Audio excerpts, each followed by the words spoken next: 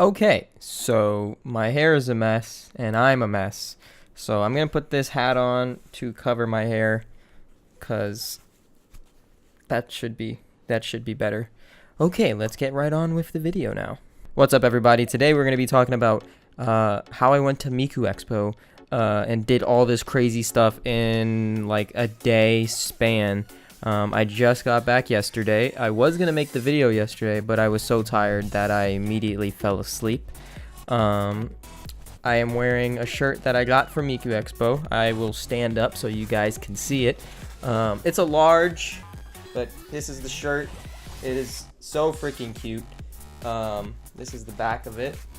I don't know if y'all can see that, but it has all the names with it, like locations and stuff. I know my mic is blocking some of it, but this is the shirt that I got. I also got another one, but I'll talk about that a little bit in the later on in the video. Okay, so I did go to Miku Expo in Austin, Texas, which is a beautiful city. I've never been to Austin, Texas before, but our hotel was like literally right off the highway, and the highway was maybe like 2 minutes from like downtown. Very, very beautiful. We were about 15 minutes from the airport and about 30 minutes from the HEB Center, which is where the concert was being played at. So what happened was we got tickets maybe a week in advance. Our flight was at, I believe, 7 in the morning on Sunday, the day of the concert. So our flight was about 7:20ish. The funny thing about the tickets was that we almost didn't make it on the plane, but luckily we did get on. But that was the scariest moment. They closed the door like so people can't like board the plane anymore, and you know, some stuff happened, but luckily we did get on, and it was a good smooth flight to Austin. It took roughly about 2 hours and 20 minutes from Orlando International Airport, but we landed. We couldn't check into our hotel because it was still like 9 in the morning or 8 in the morning, because I know when you're in Texas you're Central Time, so you're an hour behind. By the way, before I continue this story, it might be a little bit long. There might not be much editing in it, because it's just going to be me talking for a little bit, and I'm getting a phone call, so give me 1 second. Let you know that based on our records, the factory warranty is expired on your vehicle. Is that right? Fantastic. Anyway, I was rudely interrupted by a telemarketer, fake spam call. What was I talking about? Yeah, I was saying this might be a pretty long video. I'm just going to talk about pretty much everything I did in that day. There's not going to be much editing, but yeah. Anyway, I was saying we couldn't get into our hotel because they were still cleaning the rooms. It was like 9 in the morning. So they said to come back at like 1-ish. So we were like, all right, what are we going to do for a couple of hours? We went to downtown Austin, or pretty much like, I called it University Town because it was where like the Texas Longhorns, like the football stadium and their baseball stadium and literally everything was like 5 minutes away from our hotel. So we kind of, you know, drove around, did a little bit of like tourism and stuff. Luckily it was Sunday, which means like the parking and stuff was free. So we parked our car, just walked around. We went to like a Dunkin' Donuts. The Dunkin' Donuts was really cool because, the Dunkin' Donuts was really cool because it looked like an old theater that was transformed into a Dunkin' Donuts. I don't know if that's the case or not, but it was pretty cool. And everyone there was super nice. And then we went to this like Target.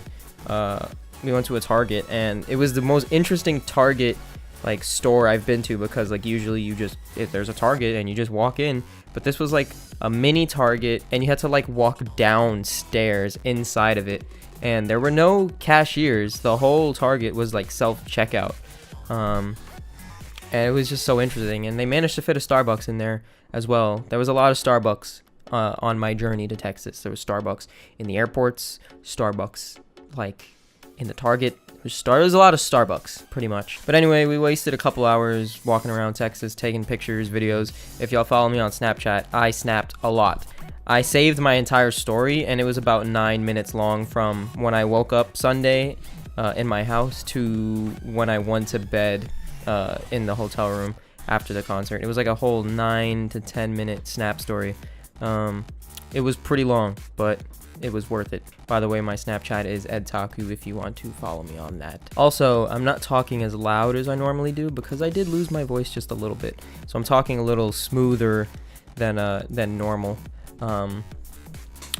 Because I don't want to stress my voice out as much as I did the day of the concert. Anyway, we got to our hotel room, chilled there for a little bit, took a shower, changed into my clothes that I was going to be wearing for the concert. We got a little bit hungry, and what else to eat when you're in Texas? We went to a Whataburger because we've never been to Whataburger before, and it was delicious. And I really need to go back over there and try some more food because I got this like honey barbecue chicken sandwich thing, and it was delish, and it was great. But to now the part you all want to hear. When I got to the HEB Center, it took about 30 minutes from our hotel room. We got there. There was a ginormous VIP line. It was really long. I had a little bit of video of it. I don't know if I might like put it in the corner like right here somewhere, but I'll see if I do that. We also found 2 really nice cars. Itasha's 3 of them actually. I only have pictures of 2 of them, but we found 3 of them. They were really nice cars. And then after that we started waiting in line. The line was pretty long. We talked to a couple of people. They were really nice. And as soon as the doors opened and people started going in, we were getting close to the door, but we weren't in yet. And it took maybe almost like an hour, but it started raining right before we got to the building, so everyone was getting soaked. And it was kind of funny. But yeah, luckily it didn't rain too hard. Before we got in, everybody got one of these guidebooks. It's very different from when I went in 2014, because when I went in 2014, they gave us a bag, which I think I still have. Yeah, it's under here. They gave us one of these. They gave us a bag with like a glow stick and stuff in it. This year, there were no glow sticks. Like, they didn't hand out free glow sticks. They just gave out this guidebook, and that was pretty much it. Then, once we finally got in, I wanted to get merch. And the merch line was long, very long, and it was so long that I almost didn't want to stand in it because I thought I was going to miss the concert, but we decided to stand in it anyway. As the line progressed forward, I really wanted to get a glow stick because I didn't get to pre-order one online, because by the time I was going to, they already sold out, so that kind of sucked. And we waited maybe an hour in the merch line, and I could have sworn I heard someone like say that they ran out of glow sticks, so that kind of was like, oh man, I really wanted to get a glow stick for the concert. And the opening act, Anamanaguchi, started playing, and I started panicking because there was still like a long line left, and I was like, I really want to get merch because they're gonna sell out, but I also don't want to miss like the concert. So I did miss the opening act, Anamanaguchi, and I'm sorry because I really did want to see them. I did manage to listen to their last song, which I'm glad at least I got to hear 1 or 2 before the concert actually started. But yeah, by the time I got to the merch table, there was no more glow sticks, sadly. But I did get 3 shirts. I got this one, another one, 2 keychains, and a bag. There was a lot of stuff, a lot of merch. And as soon as we got the merch, Anamanaguchi was still playing. I got to my seat, which is like literally right by the stairs.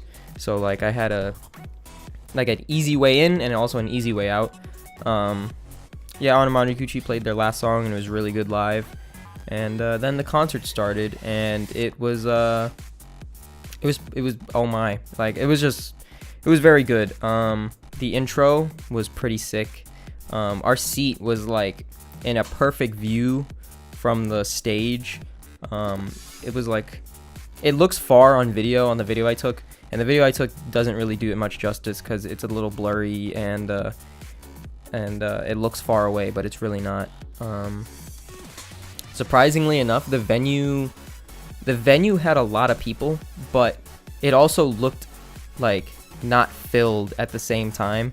Don't let it fool you, but like the video I took, because it looks a little empty, but the venue was like a huge hockey rink, so there was so many seats that there was over like thousands of seats, but there was still a lot of people there, and even though it looked empty, the people definitely screamed like it was a sold out crowd, which is good. You know, if you're gonna go to a place, you want to have like a concert. A lively crowd makes it like so much better, especially when they're all doing the glow sticks things.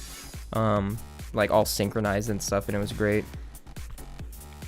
I made a video a couple days ago on what the set list will be, so I'm not gonna go talk about that again. The only difference is a couple of the... I think my dog is scratching at my door. Give me a second.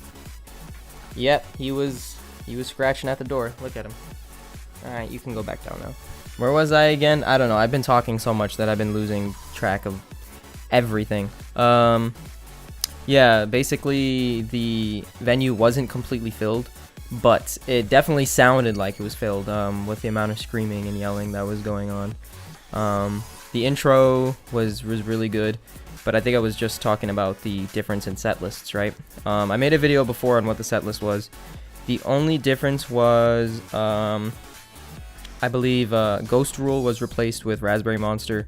And another song was replaced by Hibikase, and one Luca song, I don't remember which one, was replaced with Just Be Friends, I want to say.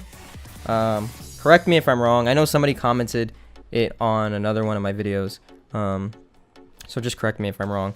But the set list was great. In comparison to the 2014 set list, they were both amazing in their own respective way, but I think this one was better. Really good. And I don't know who did the audio mixing for the venue, but oh my god, it was so freaking loud in there. Like, the music, not even the people, the music was so loud. Like, and it wasn't, I don't know, I didn't think it was a bad thing. I mean, some people were wearing earplugs, but I was like, yeah, just take my eardrums away, just blow it, just blow my eardrums. It sounded amazing.